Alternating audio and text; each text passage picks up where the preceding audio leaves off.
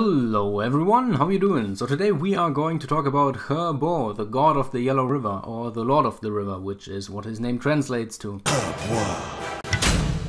So He Bo, who is occasionally called Fengji, Bingji or Wuji, is a Chinese deity worshipped in parts of China since at least 500 BC.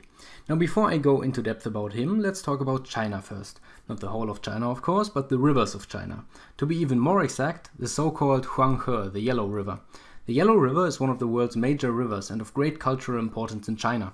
It is historically not only being described as one of China's greatest assets, but also as one of the greatest sources of sorrow. Some of the world's greatest floods, for example, accompanied by tragic and stupendous loss of human life, have been due to the Yellow River overflowing its banks, killing hundreds in the process. It is important to remember this because He Bo in some way is characterized through this very river, being regarded as benevolent but also greedy, unpredictable and dangerously destructive. So in his mythological origin he was a guy that basically drowned in the river but was made a god by the head of the gods, the so-called celestial emperor. But it is important to keep in mind that he and the river are actually kind of one and the same thing. Just imagine that the celestial emperor had to make a mortal a god, and to do that he kind of fused the essence of both of them together. Now, there are many depictions of He Bo through Chinese history. In one account he is being described as having a body of a fish and a white human face. Another one depicted him with a complete human body on a chariot that is pulled by two dragons. There is also a story, or rather a poem, called Questions of Heaven, in which he is able to turn into a dragon himself, but as he does so he is shot by an arrow, and when he complains to the deity above him, he is just scolded and told that if he transforms into a beast, he shouldn't wonder to be shot like one.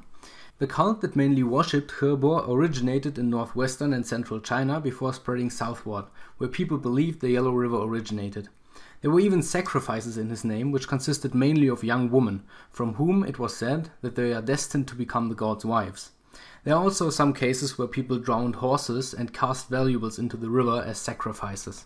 Now I'm sure most of you already guessed that, but just to make sure, these sacrifices were of course being made because people believed that as they sacrificed him, or the river itself, that it would stop overflowing and stop killing crops and people. Now these sacrifices, as well as the worship of He Bo himself, was widespread throughout China, with the first mention being, like I've said before, around 500 BC. The depiction of him continued well into the 17th century and even further. As far as I can tell, he is one of the most famous Chinese gods because of the cultural impact he seemingly had and the river still has.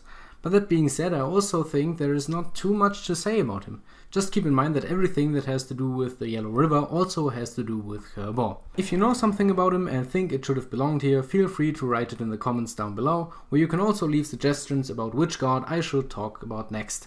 If you liked this video, maybe consider liking it and subscribing to my channel. May the gods be with you, and I see you next time. Goodbye.